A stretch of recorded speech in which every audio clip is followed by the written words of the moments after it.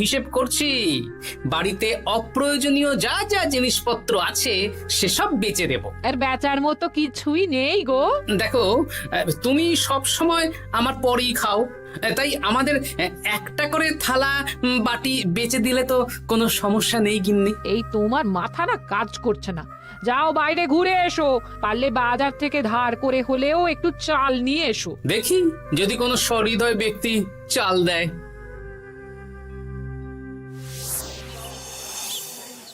না গোপাল দাদা, বাজারের অবস্থা খুব খারাপ, আর আমি ধারে বিক্রি করছি না। আহা, আরে আমি কোনোদিন তোমার একানাও বাকি রেখেছি বলো? আমি বুঝতে পারছি গোপাল দাদা, কিন্তু আমিও নিরুপায়। গত মাসের বেতন এখনো পাইনি। মহারাজ অনির্দিষ্ট কালের জন্য রাজসভা বন্ধ রেখেছেন। বিশ্বাস করো, বিশ্বাস করো, বেতন পেলেই তোমার ধার আমি মিটিয়ে দেব। এই সপ্তাহ খানেক আগে একই কথা বলে সেনাপতি ধারে 25 কেজি চাল নিয়ে গেছেন। এখন ওনার কোনোই পাত্তা নেই। কি যে করি, কাছের বন্ধু বলতে বিজ্ঞানী আর সভাকবি।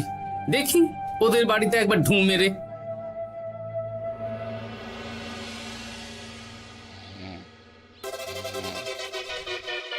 কৃষ্ণনগর কৃষ্ণনগর কৃষ্ণনগর শূন্য।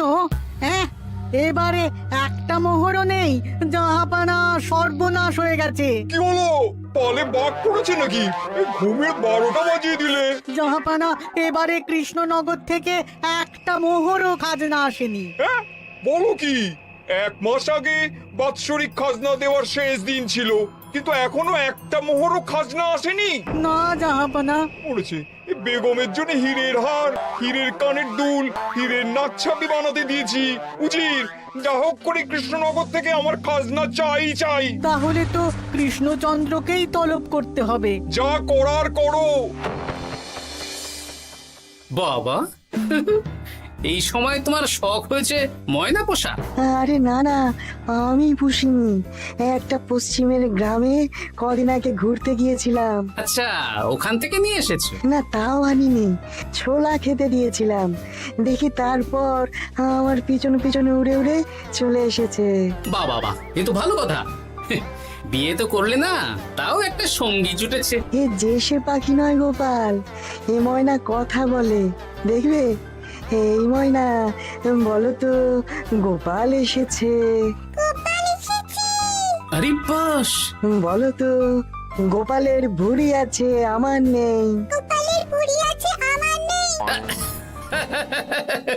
বেশ বেশ বেশ। এ ভোরবেলা আমার কাছে আসে, সারাদিন আমার কাছে থাকে, আবার সন্ধে হলেই নিজের বাসায় নিজে নিজেই ফিরে যায়। বুদ্ধিমান পাখি।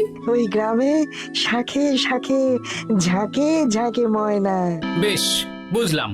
তা বিজ্ঞানী, তোমার কাছে আমি আসলে একটা দরকারে এসেছি। বলো কি দরকার? আসলে ওই টানাটানির সংসার চলছে, বুঝলে। বাড়িতে চাল বাড়ন্ত, কদিন পরে হাঁড়ি চড়বে না। তুমি কিছু পয়সা ধার দিতে পারবে? আরে এমন করে বলছো কেন? আমার তো সংসার নেই, এত খরচও নেই। তুমি বাড়ি যাও, আমি 2 বস্তা চাল পাঠিয়ে দেব। ধন্যবাদ বিজ্ঞানী, তোমার মতো বন্ধু পাওয়া মুশকিল। বন্ধুত্বে এইসব ধন্যবাদ দেওয়ার দরকার নেই, একে অপরের পাশে থাকলেই হলো।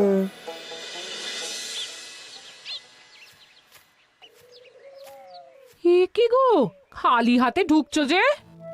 বিজ্ঞানী আমাদের 2 বস্তা চাল পাঠাবে, তাই কিছুটা হলেও চিন্তা কমলো, বুঝলে। ওমা, এই তো সারা বাজার ঘুরে তো ধারে চাল পেলাম না, হগত্যা বিজ্ঞানীর বাড়ি গেলাম। উনি সত্যি তোমার বন্ধু? হ্যাঁ গিন্নি, জানি না কতদিন আমাদের রাজসভার সমস্যাটা চলবে। দেখি অন্য কোনো কাজে লাগতে হবে, বুঝলে। এই দেখো দেখো, যা করার তাড়াতাড়ি করো, এভাবে তো আর চলতে পারে না গো।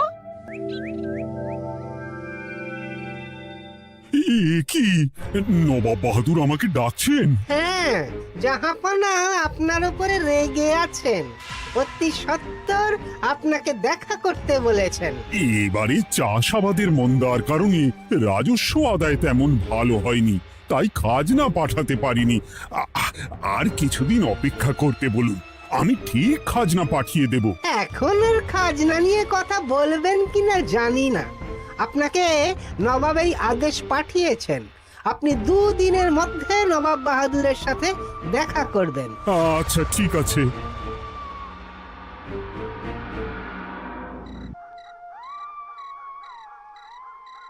মহারাজ, এই বিপদের সময়ে আপনাকে একমাত্র একজনই সাহায্য করতে পারে, আর সে হলো গোপাল।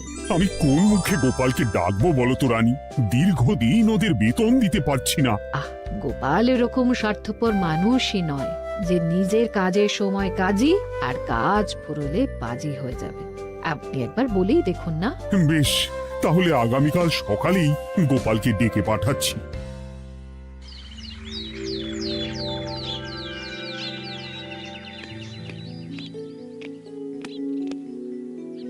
আসতে পারি মহারাজ? হ্যাঁ গোপাল, এসো এসো। মহারাজ আমাকে হঠাৎ ডেকে পাঠালেন যে? শোনো, নবাব বাহাদুর বলেছেন ওখানে যেতে হবে, কারণ এবারে কৃষ্ণনগর থেকে কোনো খাজনা পৌঁছয়নি। মহারাজ, আপনি গেলেও বিপদ, না গেলেও বিপদ। হ্যাঁ, সেটাই তো আমাকে সবচেয়ে বেশি ভাবাচ্ছে, কিন্তু না গেলেই যে নয়। তাহলে এক কাজ করি মহারাজ, আমিও বরং আপনার সাথে যাই। যা বিপদ আসবে একসাথে লড়বো। ও গোপাল, তুমি যেন আমার বুক থেকে পাথর নামিয়ে দিলে। তোমাকে যে কি বলে ধন্যবাদ জানাবো। তাহলে কখন বেরোবেন বলুন? আজকে সন্ধ্যের দিকে বেরিয়ে পড়বো, তাহলে কাল সকাল সকাল মুর্শিদাবাদ পৌঁছে যাব। কতদিন থাকতে হবে তো কিছুই জানি না, তাহলে ওই 3-4টে জামা কাপড় ধুতি নিয়ে নেব, কি বলেন? হ্যাঁ হ্যাঁ, তাই নিও। তাহলে সন্ধ্যেবেলা রাজবাড়িতে এসো, একসাথেই বেরিয়ে পড়বো। আচ্ছা মহারাজ। বলি, তোমার কি মুর্শিদাবাদে না গেলেই নয় গো? আমাকে তো যেতেই হবে গিন্নি। জানি নবাব বাহাদুর কিভাবে ছক করে কল করে, তুমি সাবধানে থেকো গো। দেখো, আমি যখন যাচ্ছি তখন নবাব বাহাদুরকে এবার সাবধানে থাকতে হবে। হ্যাঁ, ঠিক আছে, মাথা ঠান্ডা রাখবে, বেশি ওস্তাদি করতে যাবে না। এমনিতেই আমাদের অবস্থা এখন ভালো নয়। আরে তুমি অতিরিক্ত চিন্তা করো না তো গিন্নি। জাহাপনা, কন্যাগুলো কবে আসবে? এখনো 2-3 দিন সময় লাগবে বেগম। এত সময় লাগছে কেন জাহাপনা? দেশের কোণে কোণে খুঁজে সেরা সেরা হিরে দিয়ে বানানো হচ্ছে যে, সময় তো লাগবেই বেগম। তাহলে তো অনেক খরচ হচ্ছে। তাও হচ্ছে বটে, কিন্তু তোমার জন্য আমি সব করতে পারি। আমাদের মুর্শিদাবাদের হীরালালের হাতের কাজ দেশের সেরা। আপনি সত্যি আমাকে ভালোবাসেন, আমার জন্য এত খরচ করে গয়না বানিয়ে দিচ্ছেন। তুমি খরচ নিয়ে এত চিন্তা করো না। কৃষ্ণনগর থেকে এই বছর ভালো খাজনা প্রাপ্য ছিল, কিন্তু এখনো একটা কানাকড়িও আসেনি। তাহলে আপনার গয়না বানাতে যা খরচ হবে সব আপনার সিন্দুক থেকে দিয়ে দেবেন। না না না, কৃষ্ণনগর থেকেই আদায় করব, ওকে তলব করেছি। আচ্ছা, সহিস, গাড়ি ছাড়ো। যথাজ্ঞা মহারাজ। এই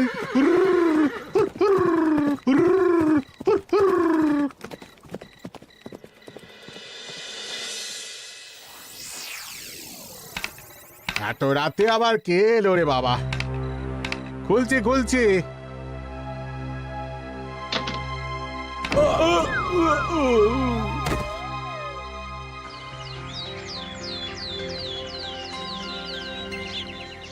সর্বনাশ হয়ে গেছে জাহাপানা। কি হয়েছে হীরালাল? নবাব বাহাদুর, মহারাজ কৃষ্ণচন্দ্র আর গোপাল এসেছেন আপনার সাথে দেখা করতে। ওদের দরবারে আসতে বলো। হ্যাঁ, এবার বলো হীরালাল, কি হয়েছে? এই, তোমার মাথায় পট্টি কেন? জাহাপানা, গত রাতে আমার সর্বস্ব লুট হয়ে গেছে। বলো কি হীরালাল? তোমার কাছেই তো বেগমের হীরের সব গয়নাগাটি বানাতে দিয়েছিলাম। হ্যাঁ জাহাপানা, সব গেছে। আমার মাথায় মেরে সব লুট করে নিয়ে গেছে।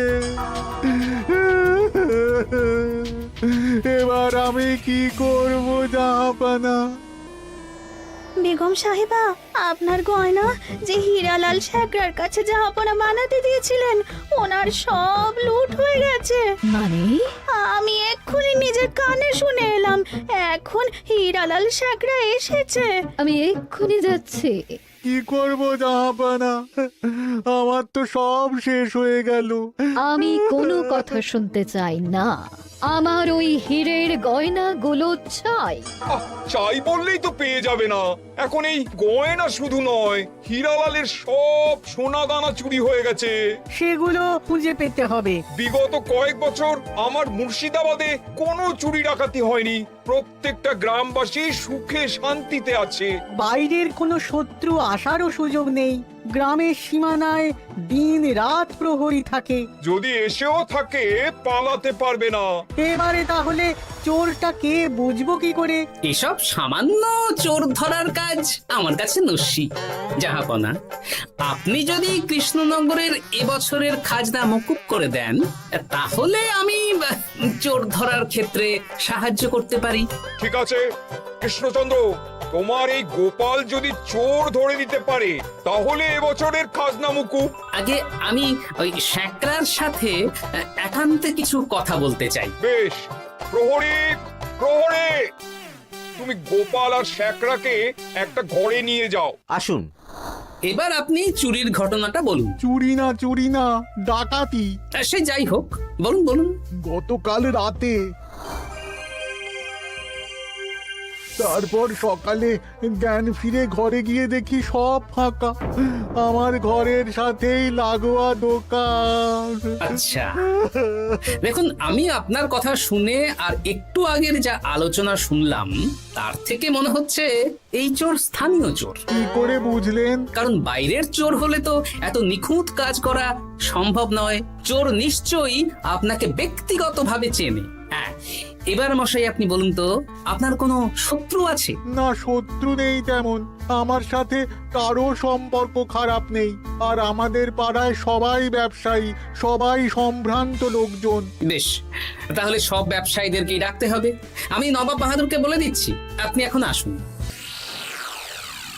নবাব বাহাদুর, আপনি ওই গ্রামের সকল ব্যবসায়ীদের আপনার মহলে ডাকার ব্যবস্থা করুন। সবাই কিন্তু বেশ সম্ভ্রান্ত ব্যবসায়ী। সে হোক না, ওই গ্রামে তো সবাই ব্যবসায়ী, আর বাইরের কোনো লোক গ্রামে ঢোকেনি বা বাইরেও যায়নি। তাই যদি কেউ চোর থেকে থাকে তাহলে ওই ব্যবসায়ীদের মধ্যেই আছে। বেশ, আমি সবাইকে আমার মহলে নিয়ে আসার ব্যবস্থা করছি। আর একটা ফাঁকা বড় ঘর চাই, যেখানে চোর ধরার পরীক্ষা হবে। আর সেই ঘরে আমাদের কৃষ্ণনগরের ঘোড়া চোর ধরবে। হ্যাঁ, ঘোড়া চোর ধরবে? হ্যাঁ, যে ঘোড়ার গাড়িতে আমরা এসেছি সেই ঘোড়া। যদি চোর না ধরতে পারো তাহলে পুরো খাজনা তো গায়ের জোরে নেব, সাথে সাথে কৃষ্ণনগরটাও কেড়ে নেব। আমার উপর একটু ভরসা রাখুন নবাব বাহাদুর, আর যা বললাম করুন। বেশ, শুনুন, এই ঘরে আমার এক প্রিয় ঘোড়া আছে, আর সামনে একটা বালতিতে ছোলা সেদ্ধ রাখা আছে। আপনারা সকল ব্যবসায়ীগণ একে একে যাবেন, দরজা ভিতর থেকে বন্ধ করবেন, আর ঘোড়াকে এক মুঠো করে ছোলা খাইয়ে ফিরে আসবেন। তারপর কি বাড়ি চলে যাব? না, সবার ছোলা খাওয়ানো হয়ে গেলে আমি ঘোড়ার কাছে যাব, আর ঘোড়া কানে কানে আমাকে বলে দেবে কে চোর। তাহলে আর দেরি কেন, সবাই একে একে যাও।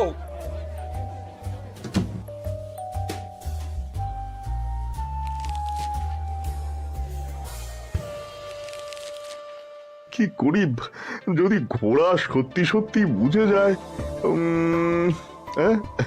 ছোলা খাওয়াবোই না। ব্যাস, ছোলা খাওয়ানো হয়ে গেল। এবার এবার গোপাল বলো তো কে চোর? দাঁড়ান, ঘোড়ার মুখের কথা শুনে আসি। আমি বলে দিচ্ছি জাহাপানা, গোপাল এসব মশকরা করছে, সব মশকরা। ঘোড়া বলে দিয়েছে কে চোর। বলো গোপাল, কে চোর? তার আগে সকল ব্যবসায়ীর হাত দেখে আমি পরীক্ষা করতে চাই। সে দেখো, কিন্তু বলো কে চোর? দেখি দেখি, না, দেখি আপনারটা। না, আপনিও না। না, আপনিও না। একি মশাই, চুরিটা তো আপনিই করেছেন, আপনিই চোর। কি উল্টো পাল্টা কথা বলছেন? আমি চুরি করিনি। হ্যাঁ, আপনিই চুরি করেছেন, তাই ভয়ে ঘোড়াকে ছোলা খাওয়াননি। কারণ আমি ছোলার মধ্যে রান্নার হলুদ গুঁড়ো মিশিয়ে রেখেছিলাম, তাই যারা যারা ঘোড়াকে ছোলা খাইয়েছেন সবার হাতেই হলুদ রং লেগে আছে। শুধু ওর হাতে নেই। ভাই, শেষে তুই? তোর মনে মনে এত হিংসা? ভাই মানে? আরে ও তো আমার খুড়তো ভাই পান্নালাল, ওরও সোনা গয়নার ব্যবসা। ব্যাস, এবার তাহলে বলেই দিন পুরো ব্যাপারটা, কারণ এখান থেকে পালানোর কোনো পথ নেই। ভুল হয়ে গেছে না, আমার দাদা আমার থেকে অনেক বেশি রোজগার করত, তাই আমার মনে মনে হিংসে ছিল। তারপর বেগম সাহেব আর হীরের গয়না বানানোর এত বড় বায়না পেল, তাই হিংসা আরো বেড়ে গেল। আর তুই চুরি করলি? চুরির সব জিনিস কোথায় আছে? আমার বাড়িতেই আছে না। সাব্বাস গোপাল, সাব্বাস, তোমার কি বুদ্ধি! তাহলে জাহাপানা, কথা মতন আমাদের এই বছর তাহলে খাজনা দিতে হচ্ছে না। না, কথা যখন দিয়েছি তখন আমি তো আর কথার খেলাপ করতে পারি না। আচ্ছা গোপাল, তোমার তো এত বুদ্ধি, আমার একটা শখ পূরণ করতে পারবে? কি শখ বলুন নবাব বাহাদুর। আমার অনেক দিনের ইচ্ছে একটা হাওয়া মহল বানাবো, কিন্তু ঘরামি রাজমিস্ত্রি কেউই বানাতে পারবে না বলছে। তুমি কি বানিয়ে দিতে পারবে? আগে পারবো জাহাপনা, কিন্তু তার বদলে আমি কি পাবো? আগামী 5 বছর কৃষ্ণনগরের খাজনা মুকুব, আর তোমাকে আমি 100 মোহর উপহার দেবো। বেশ, তাহলে আপনি আমাকে দিন 7 সময় দিন, আর 7 দিন পরে আমার বাড়ির সামনে চলে আসুন। হাওয়া মহল বানিয়ে রাখবো, আপনি নিয়ে যাবেন। বেশ, তাহলে 7 দিন পরে কৃষ্ণনগরে দেখা হচ্ছে। যদি না বানাতে পারো তাহলে কিন্তু আগামী 5 বছর কৃষ্ণনগরকে দ্বিগুণ খাজনা দিতে হবে, এই আমি বলে দিলাম। বেশ, রাজি?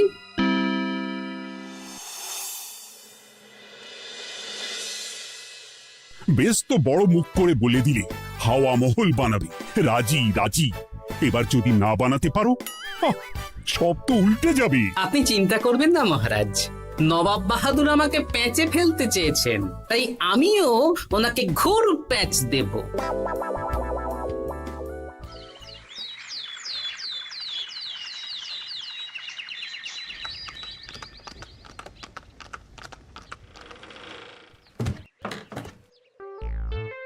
কি গোপাল, আরে কোথায় আমার হাওয়া মহল? 7 দিন হয়ে গেছে তো, তাই মহল দেখতে চলে এলাম। কাজ একদম শেষ পর্যায়ে, চলুন পশ্চিমের মাঠে চলুন। গিন্নি, তুমি মহারাজকে খবর দাও আর বলো পশ্চিমের মাঠে চলে আসতে। আরে তাড়াতাড়ি কর, তাড়াতাড়ি কর। ওই দেখুন, আপনার হাওয়া মহল তৈরি হয়ে গেছে। কই? উপরে দেখুন। ওরে, নবাবের হাওয়া মহল বলে কথা, ইট কথা হয়ে গেছে। এবার রং কর, রং কর। হাওয়া মহল রং করছি তো, এত তাড়া দিস না। আরে তাড়াতাড়ি কর, তাড়াতাড়ি কর। আরে এসব আবার কি? ময়না পাখি হাওয়া মহল তৈরি করছে? হ্যাঁ, হাওয়া মহল তো, তাই হাওয়াতেই তৈরি হচ্ছে। হাওয়া তো আর চোখে দেখা যায় না, আমি তৈরি করিয়ে দিয়েছি।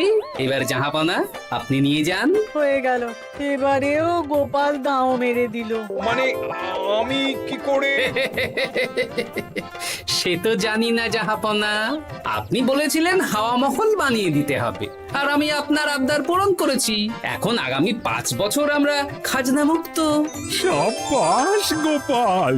ওরে, রংটা ভালো করে কর, ভালো করে কর। নবাবের হাওয়া মহল। গোপাল, তুমি সত্যিই বুদ্ধিমান, তোমার বুদ্ধির জবাব নেই। শোনো, আগামী 5 বছর কৃষ্ণনগরে খাজনা মুকুব, আর এই নাও তোমার 100 মোহর উপহার। এবার বলো, তুমি এই অসম্ভবকে সম্ভব করলে কি করে? আমি বুঝতেই পেরেছিলাম, আপনার মুর্শিদাবাদের চোর ধরার পরে আপনি আমাকে যখন হাওয়া মহল বানাতে বললেন, তখন নিশ্চয়ই কোনো উদ্দেশ্য আছে। কারণ আপনি তো মন থেকে চাননি যে খাজনা না দিয়ে আমরা মুক্তি পাই। তাই গোপাল এই চালটা চাললো। যদিও আমি গোপালকে একটু সাহায্য করেছি। কিরকম সাহায্য? কদিন আগে আমি বিজ্ঞানীর ঘরে গিয়ে দেখি একটা ময়না হুবহু মানুষের মতন কথা বলছে। আর বিজ্ঞানী বলল এরকম অনেক ময়না পাখি আছে। ব্যাস, এই এক সপ্তাহ ধরে আমি ময়নাগুলোকে বিভিন্ন বুলি শেখালাম, আর ওরা সেগুলোই বলে চলেছে। নয়, হ্যাঁ। ওরে রংটা ভালো করে কর, নবাবের হাওয়া মহল। মহারাজ, 100 মোহর আপনি রাখুন। আমাদের সব সভাসদদের এই মোহর থেকেই আপাতত বেতন দিয়ে রাজসভা শুরু করুন। ধন্যবাদ গোপাল, তোমাকে আমার সভাসদ পেয়ে আমরা সবাই ধন্য। আর বিজ্ঞানীকেও।